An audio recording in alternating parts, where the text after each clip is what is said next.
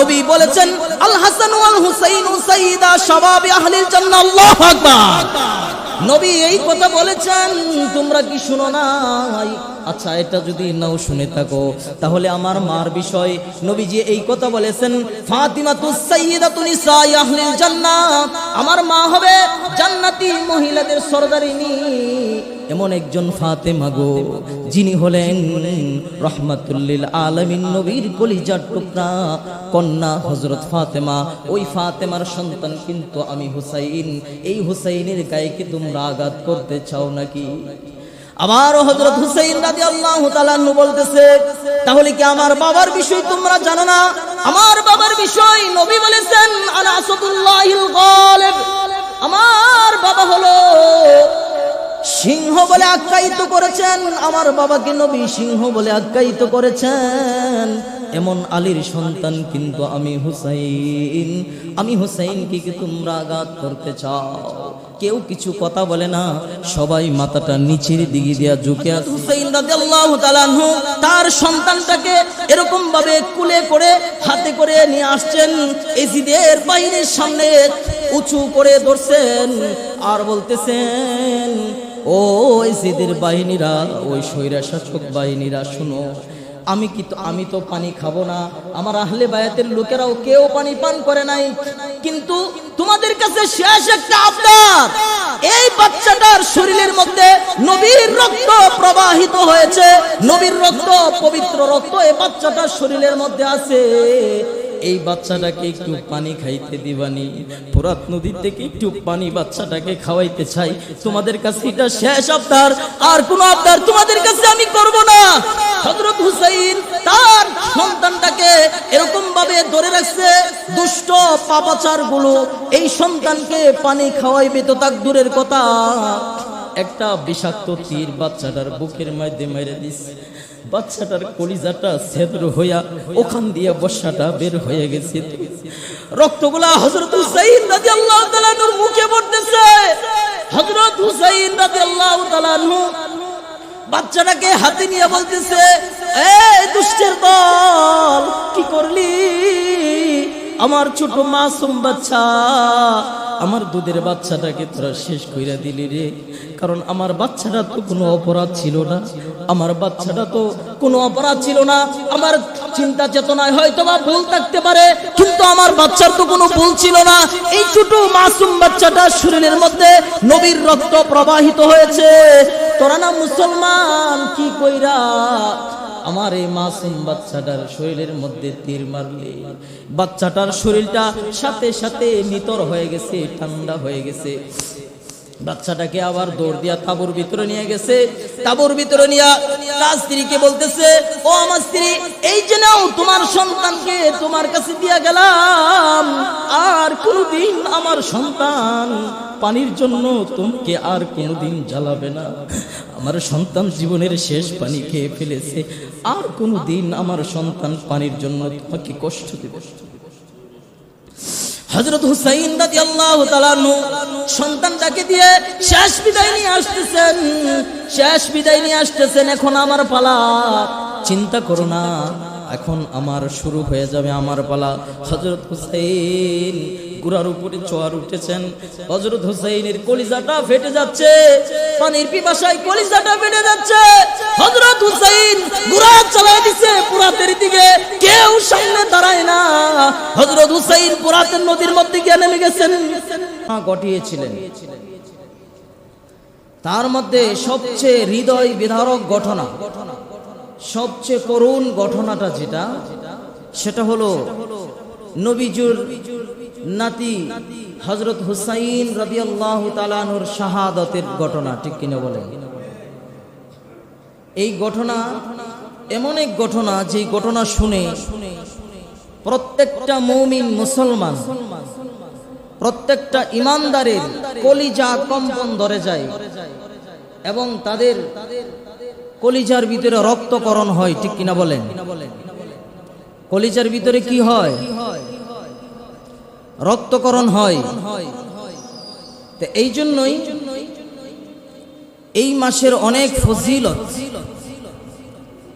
আবার অনেক কষ্টেরও ঘটনা ঘটেছে এই মাসে, ঠিক কিনা বলেন? তো আপনার আমার নবী এই মাসের আরেকটা আমল করতেন যে এই মাসের নবম এবং দশম দিনে রোজা রাখতেন। আমরা যদি কেউ পারি তাহলে দুইটি রোজা রাখবো। ইহুদিরা একটা রোজা রাখতো। নবীজি সাল্লাল্লাহু আলাইহি ওয়াসাল্লাম জিজ্ঞাসা করেছিলেন তারা একটা রোজা কেন রাখে মুহররমের 10 তারিখে? তারা বলল যে তাদের পয়গম্বর মুসা আলাইহিস সালাতু ওয়াস সালাম যেই দিন লৌহিত সাগর পার হয়ে ওই পারে গিয়েছিলেন, আল্লাহ তাআলা বিপদ থেকে উদ্ধার করেছিলেন, ওই দিনটা ছিল মুহররম মাসের 10 তারিখ। এই শুকরানা স্বরূপে তারা কি করে? একটা রোজা রাখে। তো আমার নবী বললেন ইহুদিদের সাথে আমাদের রোজার কোনো মিল হবে না, আমরা রাখবো দুইটা। কয়টা? দুইটা, নবম এবং দশম দিন। আর কেউ যদি পারে, অনেকেই পারে, অনেকে আছে যে 1 তারিখ থেকে নিয়ে 10 তারিখ পর্যন্ত রোজা রাখে, আলহামদুলিল্লাহ, রাখতে পারলে ভালো, নিষেধ নাই। এই তারিখের করুণ ঘটনা ঘটেছিল যে হযরত হুসাইন রাদিয়াল্লাহু তাআলা আনহু শাহাদাত বরণ করেছিলেন। এটা লম্বা একটা ইতিহাস, সব ইতিহাস তো আর টানা যাবে না। আপনাদের সামনে সংক্ষিপ্ত কিছু ইতিহাস বলতেছি, বা এই ইতিহাসটা আমি বলতে চাইও না। কারণটা কি? এই ইতিহাস বলতে গেলে আসলে নিজেরও ঠিক রাখা যায় না, ঠিক কিনা বলেন? কথা বলেন। হযরত হুসাইন রাদিয়াল্লাহু তাআলা আনহুর জন্য কি আপনাদের হৃদয়ে কি কোনো মায়া নাই? আছে? কথা বলেন, আছে? যদি থাকে তাহলে এই হৃদয় বিদারক ঘটনা শুনলে ভিতরে কম্পমান সৃষ্টি হয় কি হয় না? হয়। সংক্ষিপ্ত ঘটনা, হযরত হুসাইন রাদিয়াল্লাহু তাআলা আনহুকে খবর দিয়ে নেওয়া হয়েছে তাকে গভর্নর বানানো হবে। তিনাকে খবর দেওয়া নেওয়া হয়েছে। যাইতে যাইতে ওই ফুরাত নদীর পাশে ওখানে যখন গিয়ে উপস্থিত হইলেন, উপবিষ্ট হলেন, তখন উবাইদুল্লাহ ইবনে জিয়াদ তৎকালীন ওই সময় ওখানকার গভর্নর ছিলেন, আর এটার মেন ছিলেন হলো এজিদ। এটা ক্ষমতার জন্য। কিসের জন্য? ঘটনাটা ঘটেছিল হইল ক্ষমতার জন্য। কিসের জন্য? কিন্তু হযরত হুসাইন রাদিয়াল্লাহু তাআলা আনহু এই ঘটনা কিন্তু তিনি ক্ষমতার জন্য যান নাই, তিনি গিয়েছিলেন। তারা তাকে দাওয়াত করেছে। কিসের জন্য দাওয়াত করেছে? পরামর্শের জন্য দাওয়াত করছে। তারা তাকে দাওয়াত করেছে। আহলে বায়াতের সকল লোকদেরকে নিয়ে তিনি রওনা দিয়েছেন, ওখানে গেছেন। তিনি যদি যুদ্ধের জন্য যাইতেন, জিহাদের জন্য যাইতেন, তাহলে তো তরবারি হাতে নিয়ে যাইতেন, ঘোড়া নিয়ে যাইতেন, এবং কি যুদ্ধের জন্য প্রস্তুতি নিয়ে যাইতেন, ঠিক কিনা বলে? তাহলে তো আহলে বায়াতের লোকদেরকে নিয়ে যাইতেন না, ছোট ছোট মাসুম বাচ্চাদেরকে, মহিলাদেরকে, তাদেরকেও নিয়ে যাইতেন না। কোন কোন রিওয়ায়াতে এসেছে 72 জন লোক আহলে বায়াতের সদস্য ছিলেন। তো ওখানে আটকিয়ে দেওয়া হলো হযরত হুসাইন রাদিয়াল্লাহু তাআলা আনহুকে। 9 তারিখে বললেন যে তুমি আর যাইতে পারবে না। তা আমি যাইতে পারবো না, আমাকে দাওয়াত দেওয়া হয়েছে, আমি যাইতে পারবো না। কেন? কোনা তুমি যাইতে পারবে না। 5000 সৈন্য বাহিনী হযরত হুসাইন রাদিয়াল্লাহু তাআলা আনহুকে ঘিরাও দিয়া ধরে রাখছে। নাউজুবিল্লাহ বলেন। 5000 সৈনিক বাহিনী। কিন্তু তিনি তো নিরস্ত্র, কিন্তু অস্ত্র নিয়েও যান নাই, যুদ্ধ করতেও তো যান নাই, জিহাদ করতেও তো যান নাই, দাওয়াতে গেছেন। বলতেছে তোমরা কি চাও? বলতেছে আমরা চাই যে আপনি কোথাও যাইতে পারবেন না। খোলাসা করে বলো। খোলাসা কথা হলো যে আপনাকে শাহাদাত বরণ করাবো, মানে আপনাকে কতল করব, এটাই শেষ কথা। আপনাকে এখানে শেষ করবো, এটাই শেষ কথা, এর চেয়ে বেশি কোনো কথা নাই। হযরত হুসাইন রাদিয়াল্লাহু তাআলা আনহু বলতেছেন, দেখো তোমরা একটু চিন্তা করে দেখো, আমি তো কোনো যুদ্ধ করতে আসি নাই, জিহাদ করতে আসি নাই। তোমরা আমার সাথে যুদ্ধ করতে চাও, জিহাদ করতে চাও, আমাকে আমার একটা চিঠি ইজিদের কাছে পাঠাও, তার সাথে হতবা তার কাছে আমাকে নিয়ে যাও, আমি তার সাথে কথা বলতে চাই। বলে না, তার কাছে নেওয়া যাবে না, তার কাছে আপনার চিঠিও পাঠানো যাবে না। তাহলে কি করা যাবে? আপনাকে কতল করে দিতে হবে। হযরত হুসাইন রাদিয়াল্লাহু তাআলা আনহু তিনি বুঝলেন যে না, একেবারেই অবস্থা খারাপ, এখান থেকে আর যাওয়া যাবে না। হযরত হুসাইন রাদিয়াল্লাহু তাআলা আনহু তার আহলে বায়াতের সকল সদস্যকে বললেন, এ আহলে বায়াতের লোকেরা, তাদের সামনে দাঁড়ায় একটা ভাষণ দিলেন। আহলে বায়াতের লোকেরা, শুনো, তারা কিন্তু আমি হুসাইনের মাথা চাই, তোমাদের মাথা কিন্তু চায় না। তোমরা শুনো, আমার পরিবারের লোকদেরকে নিয়ে তোমরা পালিয়ে যাও। তোমরা এক কাজ করো, পালিয়ে যাও। তো আহলে বায়াতের লোকেরা বলতেছে, আহলে বায়াতের লোকেরা বলতেছে, কেউ আমরা নবীজিকে দেখেছি, কেউ নবীজিকে দেখি নাই। ও হুসাইন, আপনি এই বিপদের মুহূর্তে পড়ে আছেন, যুদ্ধের সম্মুখীন হয়ে আছেন, ঠিক ওই মুহূর্তে আপনাকে রেখে আমরা পালিয়ে যাব, এটা হতে পারে না। আপনাকে রেখে পালিয়ে যাব, এটা হতে পারে না। হাসরে ময়দানে মাহশরে আল্লাহ তাআলা ডাক দিয়া বলবেন, আল্লাহ তাআলা ডাক দিয়া বলবেন, আমার বন্ধুর নাতিকে তোমরা বিপদের সম্মুখীন কইরা, কি কইরা রে তোমরা পলায়ন করেছিলা। সবচেয়ে বড় কথা হলো, রাহমাতুল লিল আলামিন নবী যখন সামনে এসে দাঁড়াবেন, দাঁড়ায় বলবেন, এ আহলে বায়াতের লোকেরা, আমার নাতিকে এমন একটা কঠিন মুহূর্তে তোমরা ছেড়ে দিয়া কিভাবে তোমরা পলায়ন করেছিলা। ও হুসাইন, আমরা পলায়ন করতে পারবো না, বরংস আমরা হাসরে ময়দানে মাহশরে উঠে নবীর সামনে দাঁড়ায়া বলতে পারবো, ও নবীজি, কেউ আপনাকে দেখেছি, কেউ আপনাকে দেখি নাই, কিন্তু নবী গো, আপনার নাতিকে কিন্তু আমরা খুব ভালোবেসেছি, আপনার নাতিকে কিন্তু আমরা খুব মহব্বত করতাম। আপনার নাতির জন্য, আপনার নাতিকে বাঁচাইতে গিয়া নিজের কলিজাটা ছেদর করে ফেলেছি, নিজের শরীরের মধ্যে তরবারির আঘাত নিয়েছি, নিজের শরীরের মধ্যে বর্ষার আঘাত নিয়েছি, শাহাদাত বরণ করেছি, তারপরেও আপনার নাতির শরীরের মধ্যে একটা আঘাতও করতে দেই নাই। সুবহানাল্লাহ। যতক্ষণ পর্যন্ত দেহের মধ্যে রক্ত ছিল, ততক্ষণ পর্যন্ত হুসাইনের শরীরের মধ্যে আঘাত লাগতে দেই নাই। এই কথা বলে নবীর সামনে দাঁড়াইতে পারবো। হুসাইন, আপনাকে ছেড়ে আমরা যেতে পারবো না। হযরত হুসাইন রাদিয়াল্লাহু তাআলা আনহু বলতেছেন, আমাকে ছেড়ে তোমরা যাইবা না, তোমরা তো শাহাদাত বরণ করতে হবে, আমার জন্য তো তোমাদেরও শাহাদাত বরণ করতে হবে। ইয়া হুসাইন, আপনার জন্য আমরা জীবন দিতে প্রস্তুত। সুবহানাল্লাহ, জীবন দিতে প্রস্তুত। হযরত হুসাইন রাদিয়াল্লাহু তাআলা আনহু কাফিরদের সম্মুখে গেলেন, গিয়া কাফিরদেরকে লক্ষ্য করে বলতেছেন, এই উবাইদুল্লাহ ইবনে জিয়াদের সৈনিকেরা, এজিদের সৈনিকেরা, তোমরা শুনে রাখো, আমি হুসাইনকে কি তোমরা আঘাত করতে চাও? আমি হুসাইনকে কি তোমরা কতল করতে চাও? আমি হুসাইন, আমার ভাই হাসান আর আমি হুসাইন সম্পর্কে কি তোমরা জানো না? এখনো নুমান ইবনে বশিরের মতো সাহাবী এখনো জীবিত আছে, জিজ্ঞাসা করে দেখো। আমার নবী বলেছেন, আল হাসান ওয়াল হুসাইন সাইয়্যিদা শাবাবি আহলিল জান্নাহ, আমি হুসাইন আর আমার ভাই হাসান হবে জান্নাতি যুবকদের সর্দার। তোমরা কি ওই জান্নাতের যুবকদের সর্দারের গায়ের মধ্যে তীর নিক্ষেপ করতে চাও? তোমরা কি ওই জান্নাতের যুবকদেরকে হত্যা করতে চাও? নবী বলেছেন, আল হাসান ওয়াল হুসাইন সাইয়্যিদা শাবাবি আহলিল জান্নাহ। আল্লাহু আকবার। নবী এই কথা বলেছেন, তোমরা কি শুনো নাই? আচ্ছা, এটা যদি নাও শুনে থাকো, তাহলে আমার মার বিষয় নবীজি এই কথা বলেছেন, ফাতিমাতুস সাইয়্যিদাতু নিসাই আহলিল জান্নাহ, আমার মা হবে জান্নাতি মহিলাদের সরদারিনী।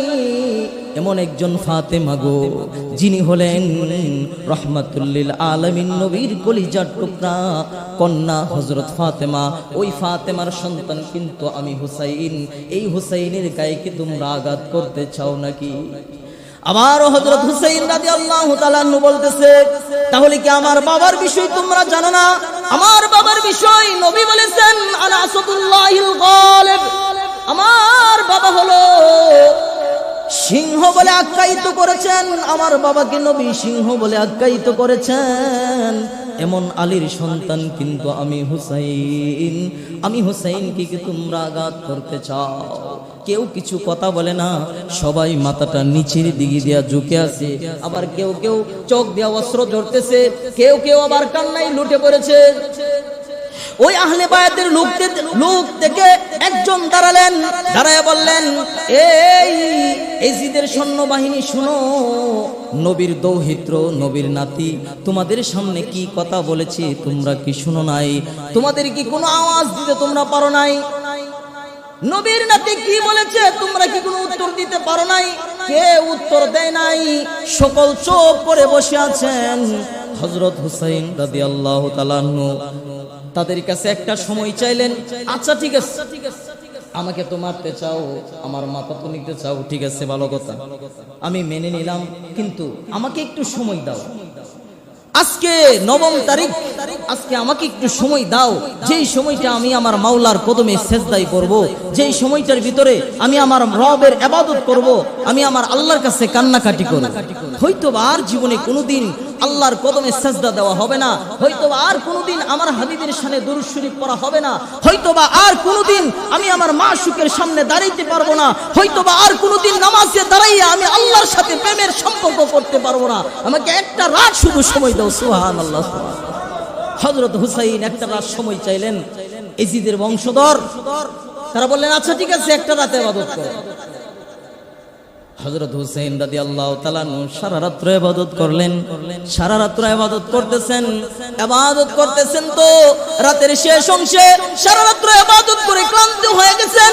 রাতের শেষ অংশে হযরত হুসাইন রাদিয়াল্লাহু তাআলা ক্লান্ত অবস্থায় একটু তন্দ্রা এসে গেলেন, চোখের মধ্যে একটু ঘুম এসে গেলেন। ঘুমের ঘরে স্বপ্ন দেখতেছেন রাহমাতুল লিল আলামিন নবী হযরত হুসাইনের সামনে এসে দাঁড়ায় গেছে। আল্লাহ দাঁড়ায় বলতেছে, হুসাইন কিছুক্ষণ পর তোমার সাথে আমার সাক্ষাৎ হয়ে যাবে। হুসাইন রে, তোমার জন্য আমি পেরেশান হয়ে আছি রে হুসাইন, কিছুক্ষণ পরেই তোমার সাথে আমার দেখা হয়ে যাবে। হযরত হুসাইন রাদিয়াল্লাহু তাআলা নূর ঘুম ভেঙে গেলেন। ঘুম থেকে উঠে হযরত হুসাইন মুস্কি মুস্কি হাসতেছেন। পরিবারের লোকদের কাছে গিয়ে বলতেছেন, এই পরিবারের লোকেরা শুনো তোমরা, আমি একটু ঘুমাইছিলাম, আমার নানা স্বপ্নে এসে বলেছেন যে আমার সাথে আমার নানার কিছুক্ষণ পরেই দেখা হয়ে যাবে, তার মানে আমি আমার নানার কাছে চলে যাবে। তোমরা কিন্তু আমাকে নিয়ে চিন্তা করো না। সকালবেলায় 10 তারিখ সকালবেলায় যুদ্ধ শুরু হয়ে গেল। আহলে বায়াতের লোকেরা হযরত হুসাইন রাদিয়াল্লাহু তাআলা আনহুকে চতুর্পাশ দিয়া বেষ্টন করে হযরত হুসাইনকে মাঝখানে রেখেছেন, আর ওই দিক দিয়া ফুরাত নদী বন্ধ করে দিয়েছেন, ফুরাত নদীর পানিগুলা বন্ধ করে দিয়েছেন। তারা যেন পানির শূন্যতায়, পানির পিপাসায় মরে যায়। এই এজিদের দলগুলা ফুরাত নদীর মধ্যে পাহারাদার বসাইছেন, ফুরাত নদী যাইতে পারে না। যুদ্ধ করতে করতে আহলে বায়াতের লোকেরা নিজের চোখের সামনে নিজের মানুষগুলা শাহাদাত বরণ করতেছে। হযরত হুসাইন রাদিয়াল্লাহু তাআলা দেখতেছেন একজন দুইজন এরকম ভাবে আস্তে আস্তে শেষ হইতে মাত্র 4-5 জন আছে। হযরত হুসাইন রাদিয়াল্লাহু তাআলা পালা শুরু হয়ে যাবে। হযরত হুসাইন একটা দৌড় দিলেন তাঁবুর ভিতরে। হযরত হুসাইন তাঁবুর ভিতরে গিয়ে তার পরিবারের সকল মেয়েদেরকে একত্রিত করলেন, বলতেছেন তার স্ত্রীদেরকে ডাকলেন, ডাইকে বলতেছেন, ও আমার প্রাণ স্ত্রী, আমার জন্য তুমি কানবা না। তার বোন জয়নবকে ডাক দিয়ে বলতেছে, জয়নব, আমার মরা দেহ নিয়া, আমার নিতর দেহটা নিয়া চিৎকার করবা না, চেঁচামেচি করবা না, এখন আমার পালা শুরু হয়ে যাবে। আমি তোমাদের কাছ থেকে শেষ বিদায় নিয়ে যাইতেছি, আর কোনোদিন তোমাদের সাথে আর দেখা হবে না। হযরত হুসাইন রাদিয়াল্লাহু তাআলা আনহু শেষ বিদায় নিতেছেন। তার স্ত্রী হাতের মধ্যে ধরে বলতেছেন, ও স্বামী, আপনার কাছে আমার কোনো চাওয়া নাই, আপনার কাছে আমার কোনো চাওয়া নাই। আজকে পানির পিপাসায় প্রত্যেকটা মানুষের কলিজাটা ফেটে যাচ্ছে, কিন্তু হুসাইন গো, আপনার এই কোলের বা মাসুম বাচ্চাটা, ছোট্ট শিশু মাসুম বাচ্চাটা, এই বাচ্চাটা আমার স্তনেও কোনো দুধ নাই, এই মাসুম বাচ্চাটা পানির পিপাসায় ছটফট করতেছে। জীবনের শেষ মুহূর্তে আপনার কাছে একটা আবদার আমি রাখতে চাই, এই মাসুম বাচ্চাটাকে আপনি একটু পানি খাওয়াইবেন নি, ফুরাত নদী থেকে একটু পানি মাসুম বাচ্চাটাকে খাওয়াইবেন, এটাই আপনার কাছে শেষ আবদার, আর কোনো আবদার আমার কাছে নাই, আপনার কাছে নাই।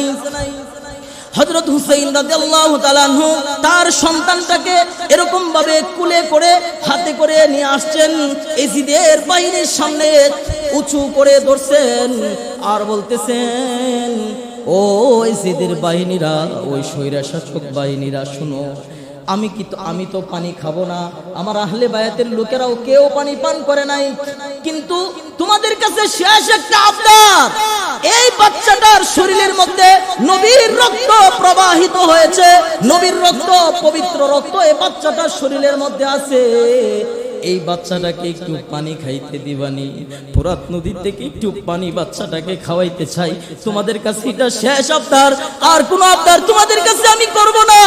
হযরত হুসাইন তার সন্তানটাকে এরকম ভাবে ধরে রাখছে, দুষ্ট পাপাচার গুলো এই সন্তানকে পানি খাওয়াইবে তো তাক দূরের কথা, একটা বিষাক্ত তীর বাচ্চাটার বুকের মধ্যে মেরে দিছে, বাচ্চাটার কলিজাটা ছেদ্র হইয়া ওখান দিয়ে বর্ষাটা বের হয়ে গেছে, রক্তগুলা হযরত হুসাইন রাদিয়াল্লাহু তাআলা নূর মুখে পড়তেছে। হযরত হুসাইন রাদিয়াল্লাহু তাআলা আনহু বাচ্চাটাকে হাতে নিয়ে বলতেছে, এই দুষ্টের দল, কি করলি?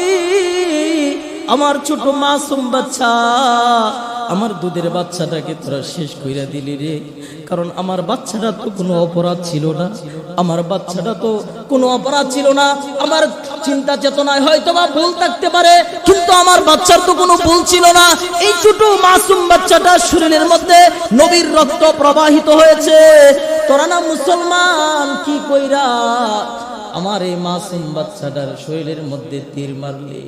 বাচ্চাটার শরীরটা সাথে সাথে নিতর হয়ে গেছে, ঠান্ডা হয়ে গেছে, বাচ্চাটাকে আবার দৌড় দিয়া তাঁবুর ভিতরে নিয়ে গেছে, তাঁবুর ভিতরে নিয়ে তার স্ত্রীকে বলতেছে, ও আমার স্ত্রী, এই যে নাও তোমার সন্তানকে তোমার কাছে দিয়া গেলাম, আর কোনদিন আমার সন্তান পানির জন্য তোমাকে আর কোনদিন জ্বালাবে না, আমার সন্তান জীবনের শেষ পানি খেয়ে ফেলেছে, আর কোনদিন আমার সন্তান পানির জন্য তোমাকে কষ্ট দেবে। হযরত হুসাইন রাদিয়াল্লাহু তাআলা সন্তানটাকে দিয়ে শেষ বিদায় নিয়ে আসতেছেন, শেষ বিদায় নিয়ে আসতেছেন, এখন আমার পালা, চিন্তা করো না, এখন আমার শুরু হয়ে যাবে আমার পালা।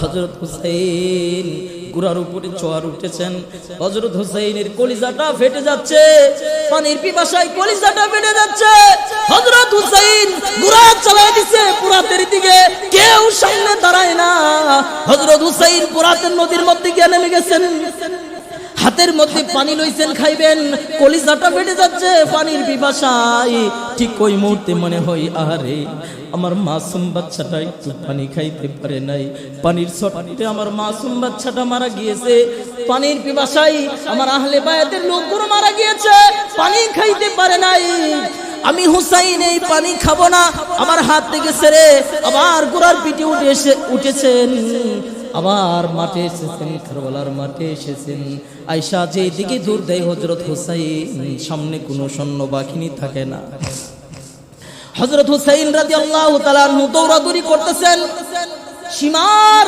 পৃথিবীর নিকৃষ্ট নামের একটা নাম হলো সীমার, সীমার ডাক দিয়ে বলতেছেন, এই ইয়াজিদের সৈন্যবাহিনী, তোমরা যদি এরকম ভাবে ছুটাছুটি করো তাহলে তো আমাদের সাকসেস পুরা হবে না, আমরা তো হুসাইনকে কতল করতে পারবো না, এই তোমরা সবাই একত্রিত আক্রমণ করো। তার কথার সাথে সাথে হযরত হুসাইনকে সকল মানুষ একত্রিত সবাই একবার আক্রমণ করা শুরু করে দিল, নাউজুবিল্লাহ।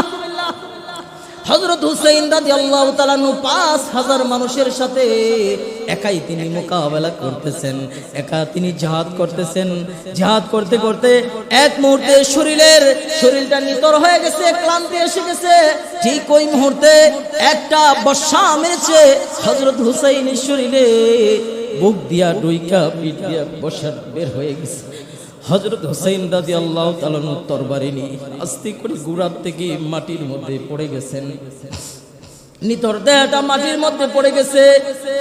সিনার নামক এক পাগল বলতেছে, হুসাইনের মাথা যদি কেউ নিয়া এজিদের কাছে এবং উবাইদুল্লাহ ইবনে জিয়াদের কাছে দিতে পারো, তাহলে উবাইদুল্লাহ ইবনে জিয়াদ তোমাদেরকে বড় একটা পুরস্কার করবেন, বড় পুরস্কৃত তোমাদেরকেও করবেন।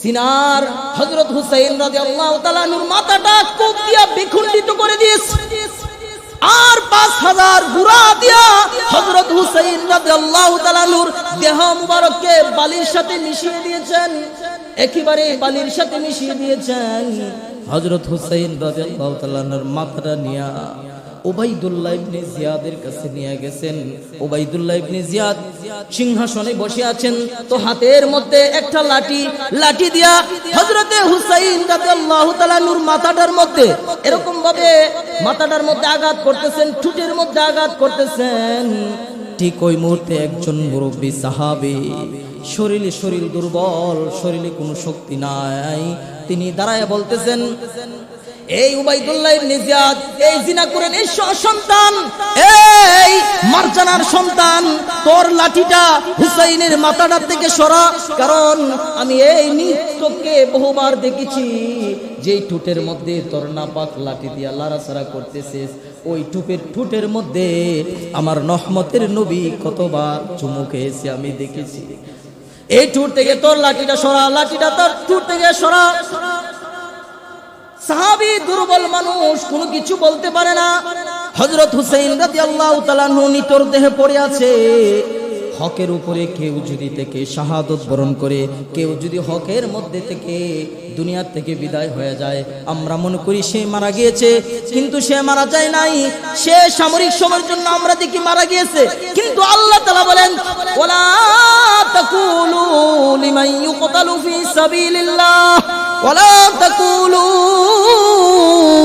লিমান ইউকতালু ফি সাবিলিল্লাহি আমওয়াত বাল আহইয়াউ ওয়ালাকিন লা তাশউরুন আল্লাহু আকবার আল্লাহ তাআলা বলে তারা মরে নাই তারা চিরঞ্জীব হয়ে যায় হকের পথে থেকে যারা জীবন দেয় তারা চিরঞ্জীব হয়ে যায় কিছুদিন পর স্বপ্নের যুগে দেখতেছেন আব্দুল্লাহ ইবনে আব্বাস স্বপ্নের যুগে দেখতেছেন নবীজি শরীরের মধ্যে ধুলা মাখানো দাড়িগুলার মধ্যে ধুলা মাখায়া নবীজি পেরেশান হয়ে হাঁটতেছেন পেরেশান হয়ে দৌড়তেছেন আব্দুল্লাহ ইবনে আব্বাস বলতেছে নবী গো আপনাকে এত পেরেশান কেন দেখা যাইতেছে আপনি কেন এত পেরেশান হয়ে